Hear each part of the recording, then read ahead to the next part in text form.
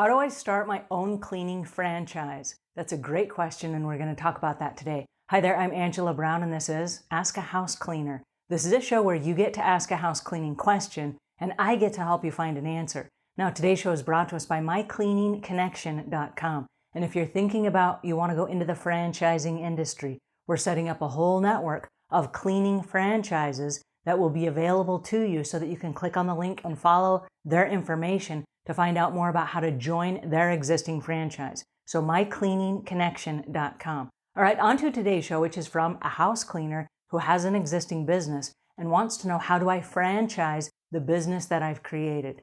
So that's a great question, and it's not one that we normally talk about, because when we talk about business, we talk about building our own business, not expanding it on a franchise type level. So it's a different set of conversations. So forget everything that we've talked about in the past, because in the past we've talked about being a small solo entrepreneur and getting your business up off the ground. This is a whole different ballgame. This is at a corporate level, huge expansion. All right, so what you want to do from the very beginning, if you're thinking about franchising later on, you want to think about, as you get started, you want to systematize everything. Because as you sell your franchise, what you're selling is the total package. So you can't sell something you don't have. So one of the reasons that we go back to the very basics in the beginning is so that you have something to sell should you sell it later on. Okay, so first of all, you need a business plan. And in the beginning, we say just get started and then you can figure out the business plan as you go. You cannot start a franchise unless you have a business plan. You need to know how the business starts for the new owner and how to go all the way through to the point where they have a successful business. You have to have a business plan. Second of all, you need all of your legal ducks in a row. So no longer can you just be Jones Cleaning, doing business as Sunshine Cleaning or whatever. You need to have all of your legal ducks in a row. You've got to be an LLC or a corporation. So you need to protect all of your assets, and you need to know what your assets are. As you're figuring out what all of your assets are, you're going to want to also lock all of your financials in place, because you can't turn around and sell something to someone without them doing a lot of scrutiny and going over all your books and making sure that what you're promising them and selling them is actually a profitable business. So you got to have a profitable business first and foremost before you can turn around and franchise that into a multiplicity of other businesses, right? You can't expand on something you don't have. So you've got to have your financials in place. You've got to have your legal stuff in place. The next thing that you need to have in place is all of your branding, because what the franchisees, the people that are buying from you, what they're buying from you is your brand. So you got to have an amazing logo. It's got to be trademarked. It's got to be registered, all of those things. And you have to have all of your business cards, your business packets. If you're doing wrapped cards, if you have a website, all of your social media, everything that is going to be available to the people that buy your franchise, that all needs to be locked in place. So you have to have brand colors. You have to have a brand font. And we've talked in other courses about having a press kit. Your press kit will have all of that information in it. But what you're selling is the total package. So it's the look, it's the feel, it's the brand, it's the name, it's the reputation of your company. And so as you go through all of these things, you can't just sell that, right? You have to teach people how to run the business. So you have to know how to run the business next. And so you have to have all of your systems in place. How you hire people, how you train those people, how you fire those people. Before you fire them, how you write those people up if there are employee challenges or problems. You have to figure out all of the troubleshooting things that go along with clients. And so you have to have all of your systems in place, including training systems that will train your new people that are buying your business. You got to train those people so they can turn around and train the people that they hire. So you got to have a train the trainers program. All right. The next thing that you have to have is you have to have the ability to support your people that buy the franchises from you. And so you got to have some kind of a training and support system that's an ongoing thing. Now, when you buy a franchise and you join a franchise, there's somebody that is your mentor and they help you get your business off the ground. So as the franchisor, the guy that's selling the franchise to someone else, you've got to have some kind of support system in place so that when they call and they're like, hey, something weird happened, you're the guy they're going to go to or the girl they're going to go to. And so you have to have all those answers already worked out.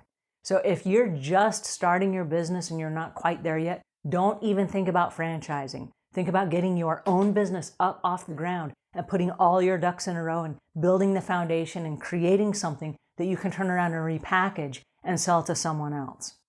Okay, then the next thing that you have to figure out is you have to figure out what products are you going to use, because you just can't randomly use any products you want. You have to have a cleaning system in place, and you have to have a cleaning series of products that you recommend so that your people that come in, they're doing it all exactly the same way. If you go to McDonald's in one city and they serve a different kind of burger than another McDonald's in a different city, it would be confusing, right?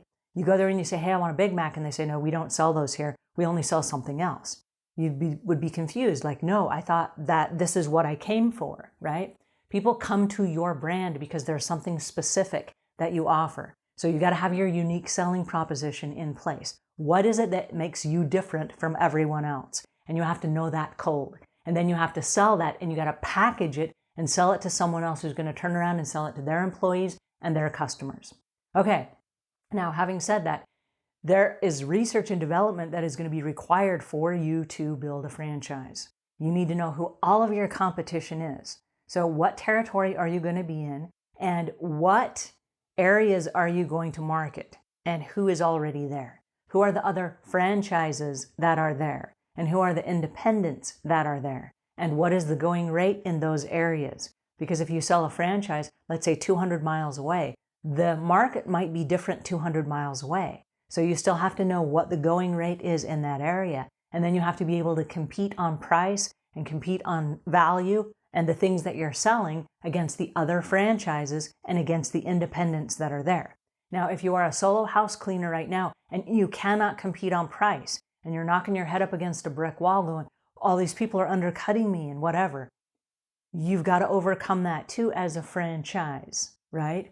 Because that's going to be a daily thing that you have to deal with, is you have to deal with now, we are a big company and we are, growing in all these different areas. We've got to be able to compete in all these different areas. So you have to do your homework.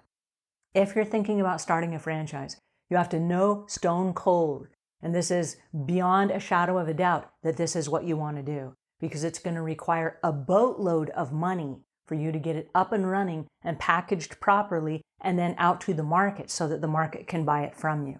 And this is not something you're going to do just out of your back pocket as you go. You're not going to pay as you go. You need to have your financials in place. The last thing that I would recommend before we get off this topic, because this is not my specialty, it's something I've thought a lot about and I've spent some time researching it, but this is not my market. I'm not a specialist in selling franchises. That's not what I do.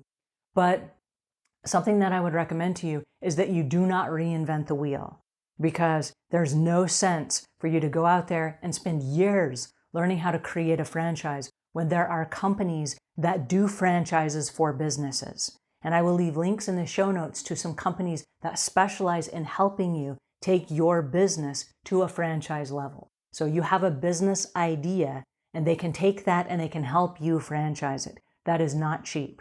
And I recommend that you not skimp on this one. There are a lot of coaches and a lot of consultants out there, and there are people that are specialists. They specialize in a specific area. There are franchise specialists. And so if you're going to do this and you're going to do it big, time is of the essence. You don't want to wait 15 years to figure it out, trial and error. Just go to the people that do this for a living and say, hey, can you help me? Because they have training systems in place, they have marketing systems in place, they have packaging systems in place. They can help you package your idea and help you learn how to present the idea to a prospect that's going to buy your franchise from you. And then they have support systems that will help you so that you can turn around and be the support system for the people that buy the franchises from you. And so don't go at this alone. It's a huge undertaking. And it's not something that you want to do just, oh, hey, I think that this is a good idea. You got to know stone cold, this is the route that you want to go down, because it's a huge commitment. It's the difference between renting a house and buying a house. When you buy a house, there are a whole lot of other things that you don't have to deal with when you rent a house. When you rent a house, you call the landlord when something malfunctions. When you buy the house, you are the landlord, right? You're the guy making all the phone calls and calling the repairman and the leaky roof guy and the plumber and the landscaper and the person to come out and do the aeration and the seeding of the yard and all these things. And pest control and window washing, and you have a whole bunch of other responsibilities than just the guy that picks up the phone, makes one call to the landlord and goes, right? So if you are the person that's selling the franchise, there's an enormous amount of things that you need to consider. And aside from all of the franchise stuff, I recommend that you take several selling courses because you will be selling your idea for the rest of your life, right? This is an idea that you're selling. You're selling a brand. You're selling an intangible product. And so as you sell that, you need to be really great at sales. And then also marketing. I would suggest that you take a marketing course. And if you haven't already, I would suggest that you take a business course because there are so many facets that are going to be required on a day-to-day basis as you are dealing with other business owners. This is different from you talking to Mrs. Jones in her living room about you cleaning her house. The two of you have no red tape. And so the two of you can make a buying decision immediately. When you get into the franchise world, there are a lot more legal aspects. And it's your business dealing with another business and all of the legal stuff in between. So it's not as easy as just being a solo operator and just going and doing your own thing. Not as easy.